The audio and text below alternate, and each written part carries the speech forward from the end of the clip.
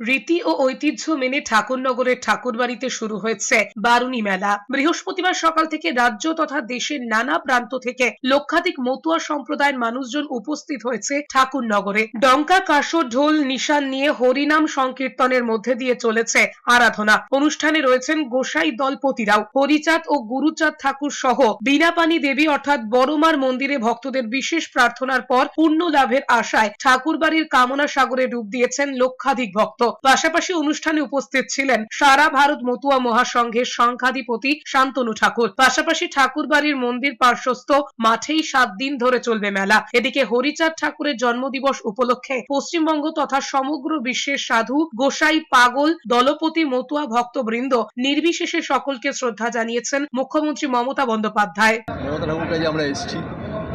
দিদি আমাদের সর্বভারতীয় মতুয়া মহাসংঘের সভানেত্রী, আমাদের সাংসদ, তার সাথে দেখা করতে এলাম। আমরা সবাই আসছি, একটার পর একটা মন্ত্রীরা আসবে, বিধায়করা আসবে, এমপিরা আসবে, আসা। আর আমার তো জানেন তো, গত 20 বছর, 22 বছর, 23 বছরের সম্পর্কে বাড়ির সাথে হরিচাঁদ ঠাকুরের জন্মজয়ন্তীতে আসতে পেরে খুব আনন্দিত, গর্বিত।